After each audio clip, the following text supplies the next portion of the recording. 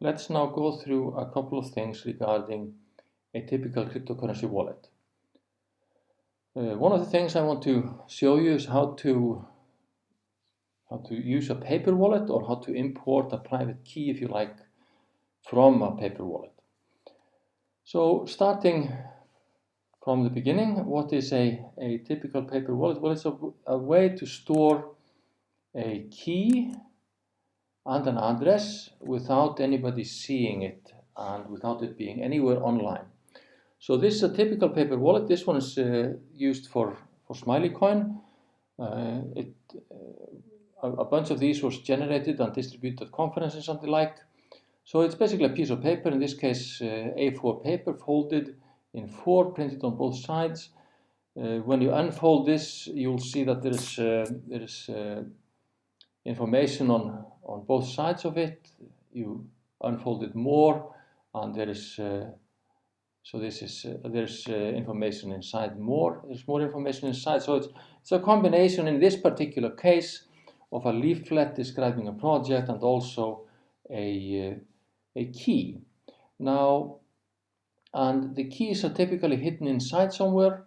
And there are two things here. There are two QR codes of importance. One of them is the Smiley coin address, and the other one is the private key. Now, the address you can show to anyone you like, but the private key is yours. Anyone who knows the private key can spend the funds.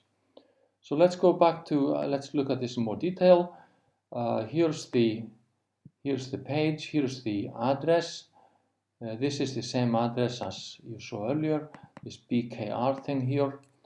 And then below is the private key. Now you don't really want to store this in anything except a QR code format, but then you can easily scan it later on and change it to text if you have hold of this paper wallet. Now, the trick with this is that you can send anybody the address, people can deposit to the address, and as long as you don't give anybody the private key, nobody can spend the money. So you need the private key to spend the money. We can look at the address itself, we can read this in, scan it and put it into a browser. So let's copy this address and go to a browser and look at a blockchain explorer. So here's a blockchain explorer, and we'll just paste this address in and ask it, so what's the news on this address? Well, this particular address has 1,000 smileys. It was deposited to on the 1st of September in 2019, exactly 1,000 smileys, and it hasn't been touched since. And we're about to change that. So to change it, we need to do one of two things: either sweep the key or import the key. So that's the private key we're talking about now, because we're actually going to spend the funds. So let's take a look at the HTML5 wallet, which is stored at wallet.smileycoin. If you just go to wallet.smileycoin, it will ask, do you have an old wallet? Enter your PIN or open a different one. I'm just going to generate a new wallet, create a new wallet, generate a passphrase, and there's a passphrase. Now, if you're going to use this for anything, you need to store the passphrase. This is important. If you lose it, you lost your funds. So I'm going to tell them I've written it down. I didn't actually. I agreed to the terms and conditions. Well, actually, maybe I will store the passphrase just in case we lose all of this. So here's the passphrase. I'm just going to keep that over here. And set my PIN. My PIN is just going to be 1111. So that's easy enough. Set the PIN. Now, here we have no smiley, right? There's a new wallet, nothing in here. So here we're going to transfer paper wallet, private key. So private key, enter private key. We take this private key, copy and paste it into here. It will transfer all coins from the paper wallet address to your wallet. So paste, transfer. And it says, hey, I found 1,000 smiley. Do you want to transfer it? I lose 1 smiley in a transaction fee to my own wallet address, which is this one here. So let's ask for this to be done. It says transaction successful. Now let's go to another wallet and let's see if something actually happened. And look, we actually have a new transaction, and so it's one of these two. It has been sent already, so the other wallet has already seen it, and we can now look at that transaction, and once it goes into the blockchain, we can actually look at it in the blockchain also. And then when we reload this thing, it will have 0 smileys here. So this is sweeping a wallet. We now empty the wallet. The problem is, if we now send the key to the address, it goes to the address is not inside the HTML5 wallet. It was just the amount was transferred, that was all that happened.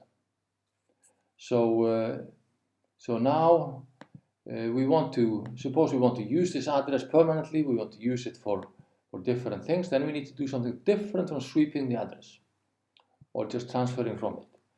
And that different thing is to import it. So we can, in the regular wallets, not the web wallets, we can use a command called import priv key, and that will import a private key, and we can then tell it to import this particular key.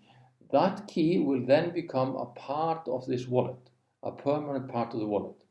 Anything deposited to the address will go into this wallet. And these are different functions.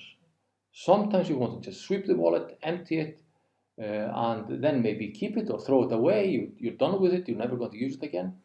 And sometimes you want to actually import the private key into your wallet and receive any future deposits into this particular wallet. Different functions, and one is important if this key or this particular address keeps getting revenue. The other is important if it's just a paper wallet, you just scan it once and discard it. And there are 2 projects in this course which this video is a part of.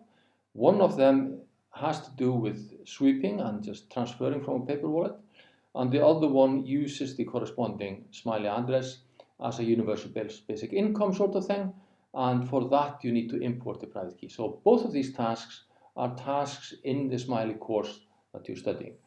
The sweeping part is task 0, sweep the wallet, sweep the paper wallet, get it into your account, and those who are participating in the course formally, they will actually receive a smiley coin address and a private key to do this with.